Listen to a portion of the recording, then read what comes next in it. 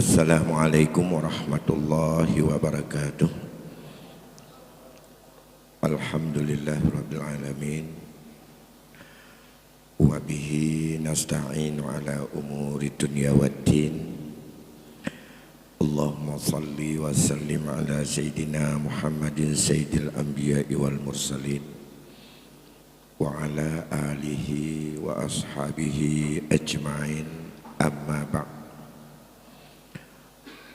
Faya ibadallah, ittaqullaha haqqa tuqatihi wa la tamutunna illa wa antum muslimun.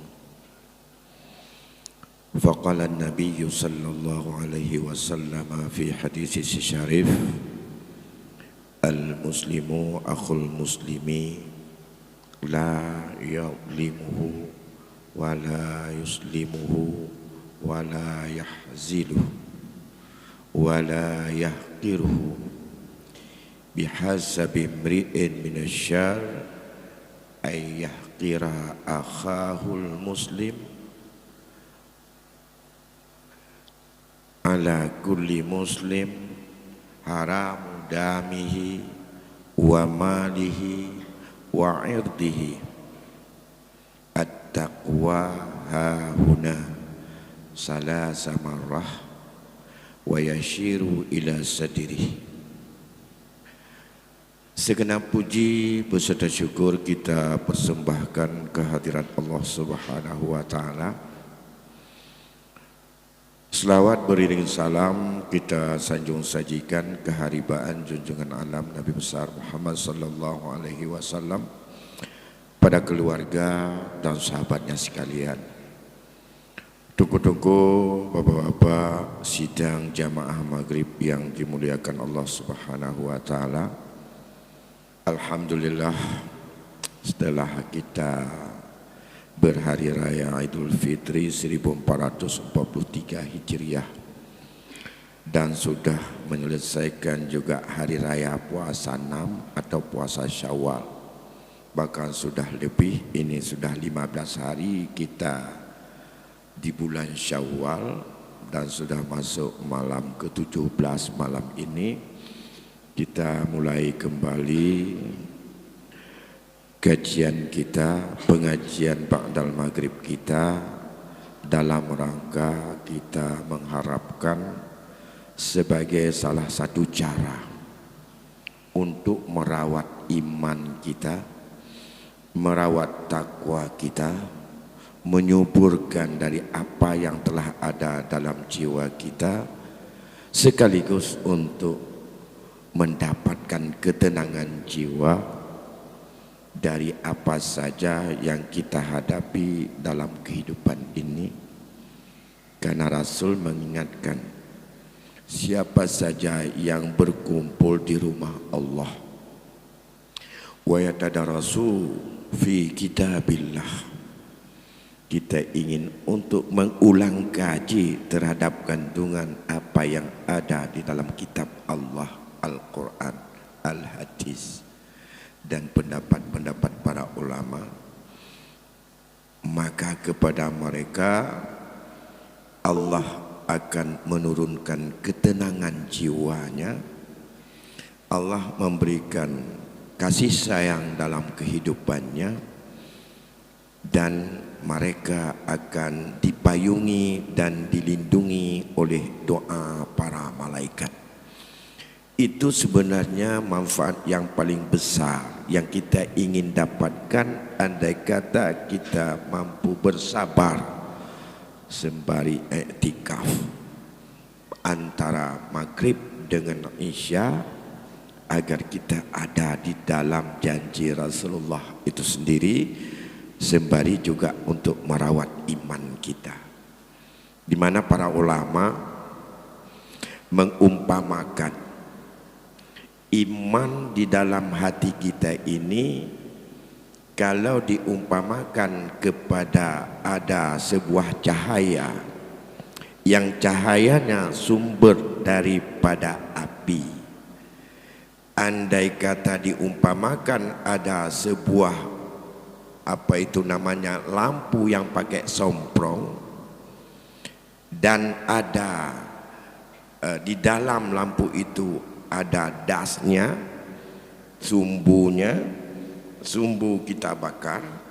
Dari cahaya somprong itu akan menampakkan daripada apa yang ada di sekitarnya. Mana emas, mana perak, mana imitasi nampak. Mana duri, mana yang bukan duri nampak. Mana makanan yang halal, yang haram nampak. Karena dengan cahaya iman, karena foros iman yang membuka.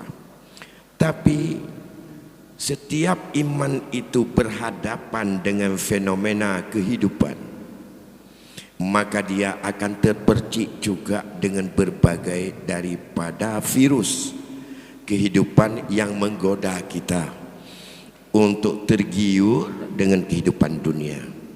Maka diumpamakanlah kalau ada somprongnya saja itu, setiap kita beraktivitas di luar daripada kehidupan untuk beribadah, kita ke pasar, kita ke kantor, kita ke laut, kemana saja, itu ibaratnya seperti sumbu itu akan terpercik daripada debu ataupun daripada asap-asap hitam yang merupakan imbas dari itu. Andai kata tidak dicuci dan tidak dibersihkan sumbu itu, maka iman tetap ada, tapi cahayanya sehari demi sehari akan semakin kabur. Jadi kalau sudah kabur daripada iman itu, iman ada, cahaya iman tidak ada, akibatnya tidak begitu besar untuk dilihat mana yang baik, mana yang buruk, untuk bisa mana yang jelas dengan kacamata iman, apakah yang mudarat, yang bermanfaat daripada apa di kita melalui kacamata iman.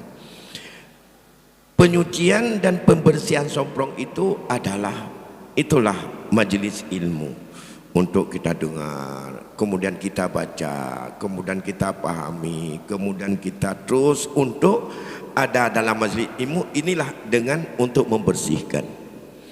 Lebih-lebih kita pasca Idul Fitri setelah kita beribadah Ramadan. Ini selama dalam bulan-bulan Syawal kita banyak sekali virus yang menggoda dan menghilangkan nilai-nilai kesucian yang ada pada kita. Yang kedua, nilai daripada majelis ilmu ini yang kita mulai pada hari ini adalah di samping untuk kita mengisi dalam rangka mencerdaskan hati dan mensucikan iman, termasuk bersyukur kepada Allah pada waktu yang sangat sensitif dan biasa tersia-sia antara maghrib dan isya.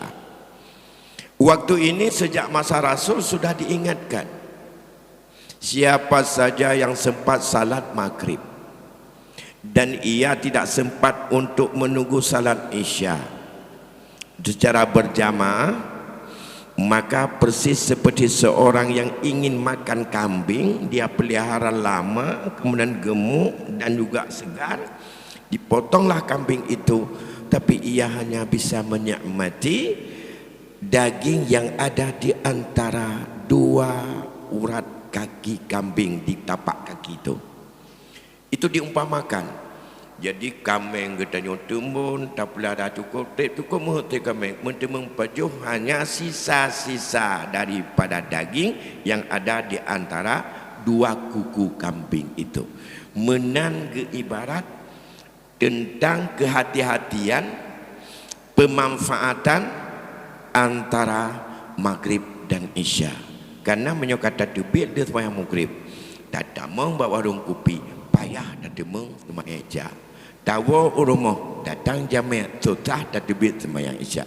Maka waktu 45 minit antara maghrib dan isya, andai kata dimanfaatkan kita duduk beriktikaf sejenak, diisi dengan tausiah dan ulangan-ulangan ilmu, maka itu sangat besar manfaatnya. Maka kita bisa menikmati apa yang kita bayangkan dari apa yang kita ingin itu akan kita peroleh.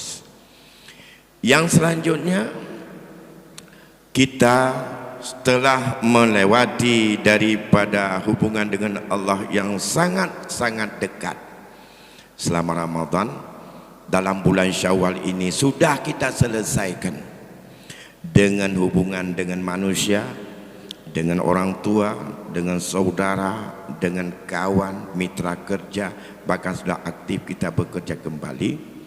Maka mari kita sama-sama mempertahankan nilai persaudaraan sesama muslim ini. Hendaklah tidak ada pada diri kita masing-masing beberapa sifat yang dilarang oleh Rasulullah bila kita mengakui sebagai kita bersaudara. Saudara sesama muslim lebih besar nilainya daripada saudara karena sedarah dan senasab. Karena saudara sedarah dan senasab banyak faktor yang bisa dinikmati secara material, sehingga biasanya orang saudara senasab akan sangat-sangat melekat dalam jiwanya untuk dipertahankan. Sedangkan saudara sesama muslim seiman itu hanya yang diikat yang paling besar adalah oleh satu akidah, oleh ketauhidan, oleh tujuan jangka panjang kita berhadap Allah. Maka ada beberapa hal yang harus kita hindari daripada persaudaraan kita sesama muslim, baik antara kita kawan atau bukan kawan. Yang pertama, jangan sekali-kali yadlimuhu, ia mendaliminya saudara muslim. Masalah dalim bagian daripada dosa besar. Perbuatan dalim adalah aniaya. Yang kedua, la yuslimuhu, jangan membiarkan seorang kawan sesama Islam itu hidupnya menderita, hidupnya sengsara, hidupnya tidak bisa untuk mandiri, hidupnya tidak kokoh atas prinsip untuk menuju kehidupan yang lebih panjang. Wala yahziluhu, yang ketiga, jangan kamu merendahkannya. Wala yahqiruhu, jangan kamu meremehkannya. Ini sudah 5. Jangan kamu menzaliminya, jangan kamu membiarkannya, jangan kamu untuk menganiaya atau merendahkannya, jangan kamu meremehkan dan untuk menganggap sepele kepada sesama saudara. Walaupun satu sisi kita bahagia, sisi lain saudara kita barangkali tidak bahagia. Segi ekonomi barangkali kita hebat, tapi belum tentu dengan hebat ekonomi kita menjadi orang hebat di hadapan Allah. Barangkali dari segi intelektual kita hebat, mungkin dia sekolah pun kadang-kadang SD pun tak tamat, dan kadang-kadang dia paket A ikutnya atau paket B, tapi jangan pada standar itu. Dari segi finansial kita berhormat sebagai kontraktor, dia itu adalah sebagai peminta-minta, itu bukan standar. Maka jangan anggap dia itu adalah orang yang rendah, tapi ada kelebihan pada dirinya, karena yang paling lebih Allah yang tahu, Allah yang mengetahui siapa yang lebih ikhlas menerima ridha Allah, menerima ketetapan Allah kepada kita. Maka tidak boleh la yahqiruhu, jangan kamu sepelekan, jangan kamu merendahkan dia, tapi hargailah dia sebagai saudara yang seiman, yang tidak pernah Allah janjikan tiket masuk surga itu adalah dengan standar daripada ukuran tahta dan setara, serta juga dengan kehidupan duniawi. Tapi siapa yang lebih besar mampu memanage dunia ini sebagai alat memperbesar diri kembali kepada Allah, di mana semua itu ada bihasabi mri'in minasyarri Menurut perhitungan, ini paling besar potensi terjadinya keburukan untuk menganggap rendah, hina saudaranya. Kemudian Rasul mengingatkan, al-muslimu alal muslim haramun damuhu, haramun maluhu, haramun irtuhu. Seorang muslim terhadap sesama muslim haram atas dirinya. Yang pertama adalah darahnya, yang kedua hartanya, yang ketiga kehormatan dan kemuliaannya. Kemudian di ujung hadis itu Rasul mengatakan at-taqwa hahuna. Kita ingin mengevaluasi takwa kita selama Ramadan. Takwa itu di sini. Nabi mengatakan at-taqwa hahuna 3 kali. Salah samarrah. 3 kali Rasul mengungkapkan at-taqwa hahuna, at-taqwa hahuna, at-taqwa hahuna, menunjuk kepada dadanya Rasul 3 kali. Sesuai menurut 3 hal yang harus untuk kita jaga, yang haram atas diri kita sesama muslim. Yang pertama haram darahnya dan jiwanya. Yang kedua haram hartanya. Yang ketiga haram kehormatannya. Kalau demikian seolah-olah Rasul mengatakan takwa terhadap darah saudaramu di sini, pada hati, pada iman, pada keyakinan. Di sini kontrolnya. Apa kehormatan? Apa yang disebut dengan damu, harta saudara, darah saudara, jiwa saudara. Rasul mendapatkan wahyu dari Allah, kalau harta bisa diganti dengan harta, tapi kalau jiwa, anggota tubuh, satu anggota tubuh sekecil apapun, walaupun merasa tidak begitu optimal fungsinya, itu adalah merupakan kemuliaan dari Allah. Nyawangnya menyokonkan hak hangga bicak di Allah bak manusia. Walaupun mati sebab dengan tangan manusia, tapi hakikatnya adalah karena takdir dari Allah. Hakikatnya sebab dari Allah, tapi menyebut sebab dengan getanya gara-gara getanya tanpa mendengar, ini dianggap sebagai jinayat. Makanya menyangkut dengan kisas, ini adalah menjaga jiwa manusia yang sangat mulia, yang tidak bisa dicipta oleh manusia sepandai dan sehebat apapun terhadap ciptaan Allah pada tubuh manusia. Misal mentang ini pegat tandingan pegat, kecuali misal orang lain nikah berdua misal dengan aku. Boleh aja pegat ke misal dum halo pegat meri ada Allah putimah dengan atai pegat dia orang. Oh tak cak dia necak laju nyan boleh bak iku lima tak pegat ke misal bedan dengan misal ro tu. Nyan yang keputimah dah Allah bak tanya. Apalagi yang sifatnya itu anggota tubuh. Makanya dalam hukum jinayat, kalau orang bukan karena hak menggugurkan satu saja gigi saudaranya, kanyo benar banding dengan cana cok bak ulat, icok le syarat, ditumuk syarat rega sini, yum ji menyabai, nyan hana yum di dunianya. Haik tabuh yum iganya tak pegat igau lain bak doktor spesialis pegat igau hana taban ngata Allah putimah. Ya, menyat Allah putimah hani sedot pada dapat jauh timfan uraya. Menyatai pegai doktornya salah-salah mutapat dengan timpan ke dia sehingga pedak sedot ke dia dalam WC hokai golong. Mah pedak dolain. Igau menyotok benar dipikir menyemenan pantas menghayup. Hanya pegat di manusia igaunya lagi Allah pegat.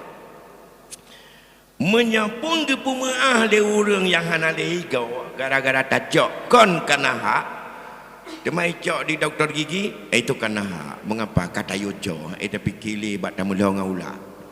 Nebut gede. Tapi menyebutkan karena hak 5 ekor unta. Kalau dimaafkan bayar 5 ekor unta. Tapi 5 ekor unta kita jual, ambil uang itu, cari gigi satu yang sama dengan ciptaan Allah, tidak dapat. Nah, ini menyangkut dengan betapa haram atas umat ini sesama muslim giginya saja. Ini yang banyak-banyak.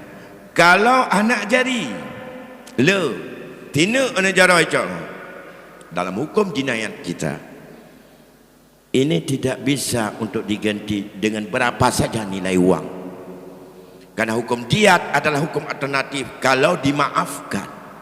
Kalau tidak dimaafkan, 1 anak jari sama itu nilainya. Kalau dimaafkan, bayar 5 ekor unta. Tak cok 5 buah unta tak belawa. Tak minta negara betapa ngata Allah petimo antapan. Gak akan sama dan tidak bisa diceritakan manusia. Kalau yang berpasang-pasang ada 2 anggota, 1 anggota sama dengan setengah nyawa dalam hukum jinayat. Kaki 2, telinga 2, mata 2, tangan 2, kita ambil sebelah bukan dengan hak, nilainya 50 ekor unta andai kata dimaafkan. Kalau tidak dimaafkan, ambil punya dia, maka gantinya ambil punya dia. Itu sebenarnya supaya di dunia taban menyoti belah analit hayup sama-sama dia menumpuk kataban analit hayup. Ya, dia ingat menyum. Ya. Apa ibu yang berbahagia, ini dalam hukum jinayat tentang kata Rasul at-taqwa hahuna, kemudian dikatakan al-muslimu haram damu, darah. Kalau nyawa harus dengan nyawa, illa bil haqq, kecuali karena diambil karena hak sebagai algojo atau sebagai apa. Kalau pencurian bisa datang apabila sampai pada tingkat dan kadar tertentu, maka hukumnya potong tangan. Itu Allah yang perintah. Sekali, 2 kali potong sebelah lagi secara berselang. Kemudian sampai 4 kali potong, sudah 4 kali masih, itu baru kirim dengan pancung. Itu hukum pancuri. Menyangkut dengan ijtihad masuk penjara, itu adalah juga kajian paling panjang dalam hukum jinayat Islam. Bagi orang yang punya duit, penjara itu adalah kurang bermakna dan kurang tersentuh dengan sebagai ancaman, dan tidak terdidik dia untuk sadar. Yang sadar kiban menyocemucut jujaro, tapi ada batas-batas, enna kadar jumlah berapa nilainya. Kalau ia melakukan pembunuhan bukan karena hak, apa yang hak lain? Kalau zina muhsin itu karena hak, ambil itu, disuruh untuk habiskan nyawanya. Mengapa? Karena orang yang sudah kawin masih ia juga mau untuk selingkuh, berzina, itu manusia yang melanggar prinsip-prinsip untuk keselamatan manusia dalam hifdzun nasal, dan itu tidak bisa dibiarkan dan harus untuk dia dirajam. Dia mana lain? Karena dia membunuh orang lain, bunuh dia. Seperti apa dia dibunuh, siapa, harus ini semuanya harus dipegang oleh kekuasaan semuanya. Walaupun kita tidak semuanya dilakukan dalam bentuk jinayat seperti fikih yang sifatnya kisas dan hudud.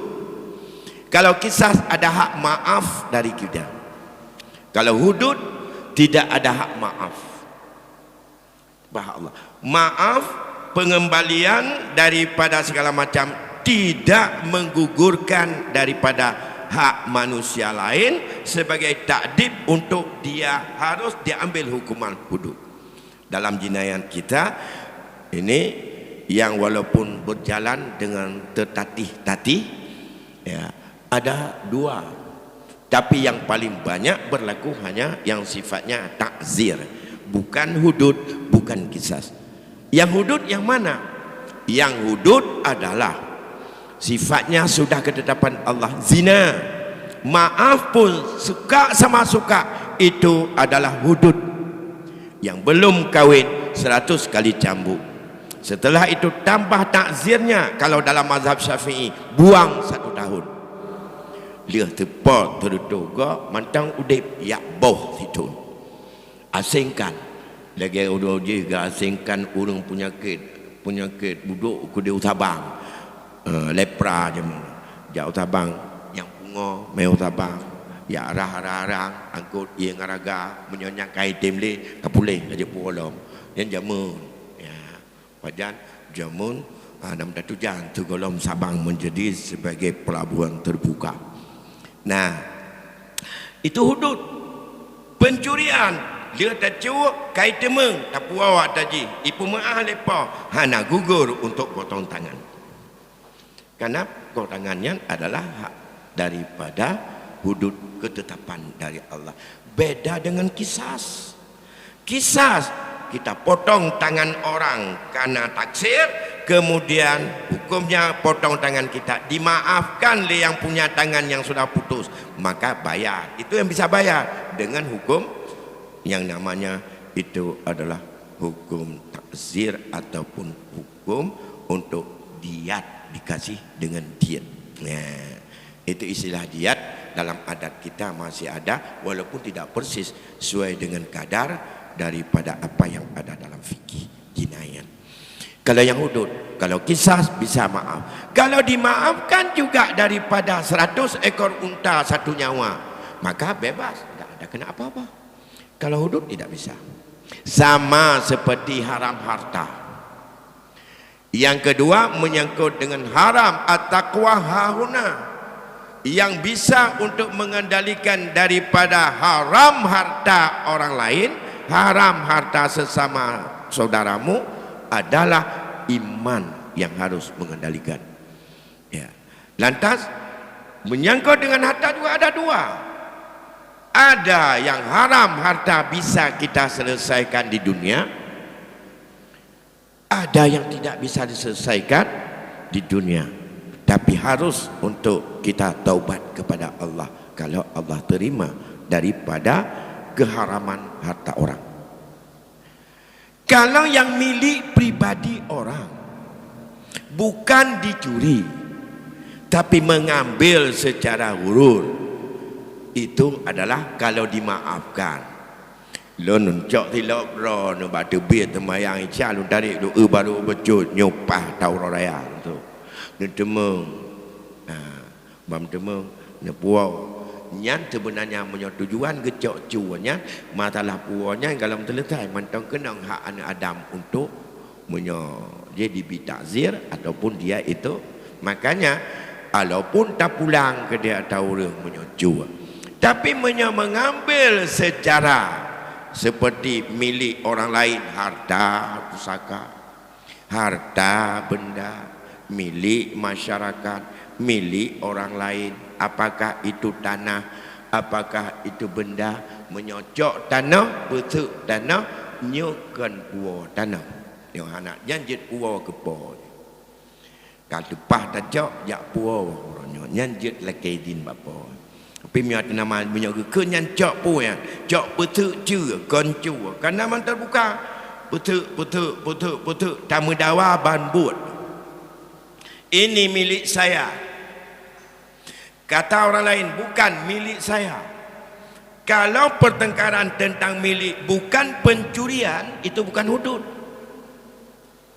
Kalau yang hudud tidak bisa minta maaf. Pencurian hudud, zina hudud, minum khamar hudud, narkoba hudud, itu semuanya adalah hudud, hukum-hukum batas yang telah Allah tetapkan. Yang bukan hudud, dakwi mempertahankan atas nilai milik masing-masing dengan pembuktian masing-masing, tapi hakikatnya bukan milik kita. Itu bukan hudud, itu sengketa milik yang masing-masing saya menganggap saya milik, orang lain mengatakan saya juga milik. Bukan seperti berkaitan dengan riswah, sogok menyogok nyan hanya maaf napat lagi maaf ya, karena dia itu bukan itu hudud, bukan sengketa milik. Kalau sengketa milik itu bisa selesai, hapus dosa, tidak kena, yang dalam bahasa kita disebut itu perdata. Saya mengatakan minuman ini milik saya, bapak mengatakan milik bapak, saya buat bukti, bapak buat bukti, tidak ada bukti, saya disumpah, bapak disumpah, dua-dua sumpah. Nah ini siapa pemiliknya? Dia yang halal.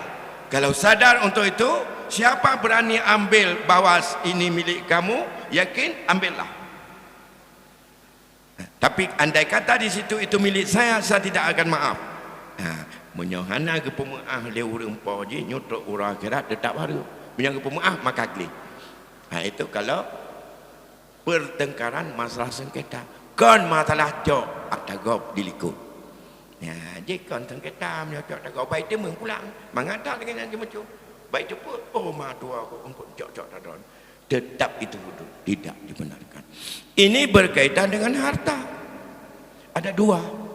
Ada yang bisa diselesaikan baik-baik untuk bisa terhapus dan tidak menjadi sebagai kita untuk depending yang harus kita bayar dengan amal. Tapi yang model-model tadi kita ambil punya orang pencurian, itu semuanya harus ditebus dengan amal di akhirat. Kecuali orang yang sudah bertaubat, kalau Allah terima taubat, karena ini adalah merupakan kita mengharapkan ampunan dari Allah dengan apa yang ada sangkut paut dengan manusia, dan manusia pun tidak bisa untuk memberikan maaf karena itu ada hak manusia lain untuk diambil tindakan hukum. Makanya dikatakan dalam hukum jinayat, tindakan hukum dengan kerelaan bagian dari taubat. Tindakan hukum yang ikhlas kita terima. Mesti menu katanya cuma cuba. Di saat kita mencuri, habis mencuri, orang lain tidak tahu, kita datang kepada hakim, Pak Hakim, saya mengakui bahwa yang mencuri lembu sipulan adalah saya. Berikanlah hukum Allah kepada saya dengan tulus karena kita takut sama azab Allah. Dengan ikhlas kita berikan tangan untuk dipotong karena kita mencuri. Setelah kita kembalikan hak orang, limogo pulang, jak bahakim yokoh jarawa. Itu bagian dari taubat. Karena tulus, karena takut kepada azab Allah, dia ajuk jarawa yokoh. Begitu juga dengan hukum kisas. Hukum kisas bukan dipaksa. Hukum untuk dibunuh, dia gepoh gop. Sadar genyen bahwa hukum membunuh itu adalah sangat besar dan neraka Allah akan menunggunya. Saat taubat dan ia senang, dia kata mau hakim Al-Gojo mengambil tindakan untuk dibunuh dirinya. Dia ajuk nyawa nekoh tak kuolon, laga kukoh tak kukoh. Ya, itu dianggap bagian di taubat. Andai kata orang yang melakukan itu menyerah diri, mengaku, karena di dalam Islam, dalam hukum jinayat, pengakuan merupakan alat bukti yang paling kuat. Dia mengaku, lon kalau aku kau aku aja lah. Ini aku jak apa hakim, nekau tak lon jak bercerai. Yang aku ikhlas dia metaku teguyuka, maka sebahagian para ulama mengatakan itu bagian dari taubat. Karena sadar dikitanya hanya jalan untuk dan gantau untuk terima ridha Allah, kecuali lagi tajuk takwa kau menanjuk takwa untuk sama-sama mati. Wajib Allah pun mendunia nyote arya. Jahit mana apa ni jahit ni dak jo tempat pun tak ngantonya wong kau. Karena hudud Allah. Nah, kalau jahit ada yang syahid akhirat, ada beberapa hal yang lain. Ini menyangkut dengan darah dan harta. Jadi hudud itu tak bisa lepas. Apakah hudud itu yang sifatnya adalah potong tangan? Apakah hudud itu yang sifatnya adalah cambuk? Apakah hududnya itu hudud? Di bawah dari hudud yang tidak terbukti untuk sampai dengan terwujudnya sebuah, itu disebut dengan takzir. Takzir ditetapkan oleh hukum negara. Bagaimana yang tidak terbukti, maka dikatanya terjadi khalwat dicambuknya takzir kau kan hudud. Menyahudud hana menyamudina itu kau menyadina musin hukum raja. Yang hukum Al-Quran, hukum hadis, itu nyocok yang yuknya, ya, itu hudud.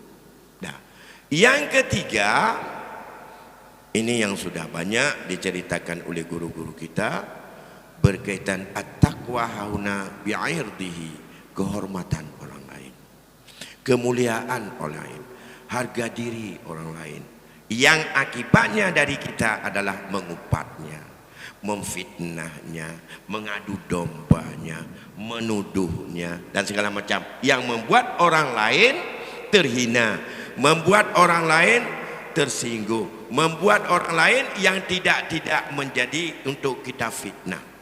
Apa beda upat dengan fitnah? Upat mengomongin orang lain yang jelek-jeleknya, dan itu terjadi pada dirinya, tapi tidak di depannya. Bila dia dengar, ia tersinggung dan marah, dan itu upat. Menyo nasihat, kon pegah likon, pegah duk, pegah nasihat.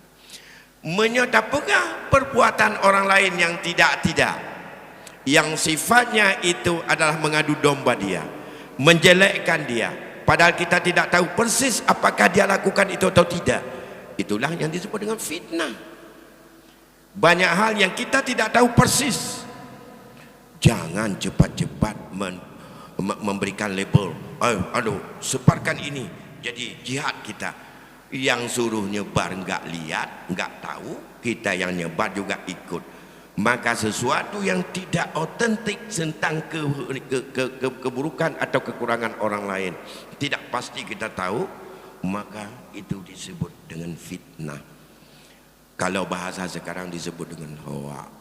Maka dalam hal ini jangan kita, karena paling mudah terpancing kalau dipancing dengan hal-hal yang sifatnya adalah negatif, baik ke pribadi maupun kepada kelompok. Dan ini yang sangat mudah hari ini menyebar, ya, memvonis akhirnya 2 kali, 3 kali dan 4 kali.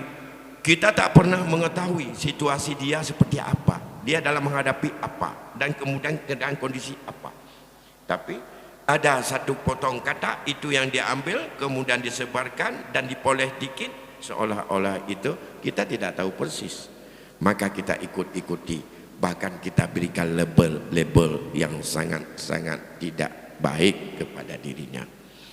Bapak Ibu yang berbahagia, oleh karena demikian, 10 menit lagi, ya. Jadi kalau ada yang ingin bertanya, saya ingin menyampaikan juga beberapa hal dalam hadis Muslim ini. Bagaimana di saat kita menyayangi, bagaimana sifat mahabbah dan sayang tidak menzaliminya, tidak membiarkannya, dan tidak menghinanya, dan tidak juga untuk kita mensepelekannya. Jadi persaudaraan itu terus melekat dalam hati karena iman. Sering saya ceritakan dulu, di saat Muawiyah bin Abi Sufyan mengirim 80 dirham untuk Aisyah istri Rasulullah.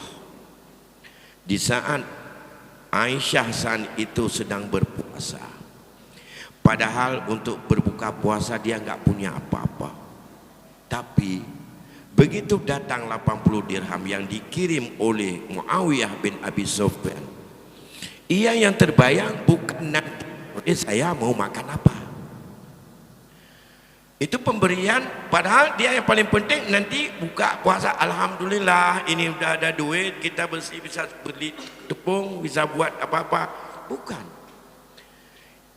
Hijaunya ke pribadi, kan hijau you bagi ke kau. Kan hijau you bagi ke kau, Mbak Aisyah. Ketajin ke pribadi Aisyah untuk dia pakai apa saja. Muawiyah bin Abi Sufyan kirim 80 dirham. Nah, kemudian begitu sampai Aisyah terus membagi-baginya. Habis dibagi 80 dirham. Setelah habisan itu, datanglah pembantunya, khadimnya. Ya Aisyah, kita puasa. Nanti kita berbuka puasa dengan apa? Apa kata Aisyah? Waduh, andai kata aku ingat tadi, pasti akan aku sisakan sedikit untuk makan kita. Tapi saya tak ingat itu. Yang saya ingat, begitu ada apa-apa, siapa yang belum punya? Siapa yang punya hak? Fakir miskin, siapa yang lebih miskin? Dia suruh bagi semuanya. Nyanban di Aisyah, wadana pemberian orang lain ke pribadi. Nah, kita kadang-kadang yang diberikan kepada kita bukan pribadi. Ijo bagdanya mana? Nabi ke pulaan, Nabi ke orangnya, Nabi ke orang je. Hinan kadang-kadang dikatanya, awak tak fikir untuk tabu tiblah hak ame. Ini cukup jauh berbeda dalam hati kita, bukan untuk memberikan kepada fakir miskin. Tapi yang terbayang, ini jatah saya dulu menyobel puasa, ni yang ramus-ramus tak kebah ke katanya, yang mana menancin, yang lambuka puasa, mesti lam puasa itu, nyo timpa atau kaya, nyo tak kebah ke no. Alanya nyo timpa tepung agak kerah becut ku lagi lugo, nyan bagi duit nyo buka puasa. Jadi na lam buka puasa lagi nyan ku. Tanya nyan ada gau ke gau. Ada gau ke gau. Awai dah fikir dah yang mangat ke katanya, yang hana mangat jo ke gau. Aisyah kau lagi nyan. Bukan Aisyah saja seperti itu. Itu menunjukkan bagaimana untuk mengingat sebagai persaudaraan. Dua ke dua ke. Hanangan membuka tepuk tinggal ke tak. Oh dia habis bagi baru ia pegah dia pembantu ke. Ya Ummul Mukminin tanya dah puasa ada pintu tepuk ngampun dan buka. Oh aduh, aku kalau ingat aku tadi pasti aku sisi dikit. Hana tinggal ada tetruknya yang tinggal gini ketolong. Nyankan iyo bagi ke kau ada pribadi. Itanya punya ada pribadi mungkin dah han tanggup lagi nyan tinggal tanya han tabang itu. Tapi be ada gop katanya tapi pilih mangat-mangat ke rawat tu. Ya, baik.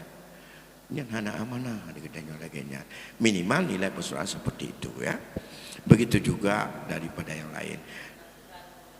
Gimana lah? Kena mana aja. Berat dosa yang cukup berat. Digaduh kepercayaan amanah dari orang lain. Bapak Ibu yang berbahagia, sudah ada pemberitahuan bahwa waktu Isya sudah masuk. Jadi ada beberapa cerita yang lain berkaitan dengan bagaimana sifat ukhuwah dan persaudaraan itu yang ditunjukkan oleh para khalifah, para sahabat Rasulullah. Sampai di sini pertemuan kita sebagaimana perdana hari ini. Semoga Allah selalu melindungi kita menjadi hamba yang selalu hidup rasa persaudaraan dalam hati yang tulus dan ikhlas. Amin ya rabbal alamin. Lebih kurang saya mohon maaf. Wabillahi taufiq wal hidayah. Assalamualaikum warahmatullahi wabarakatuh.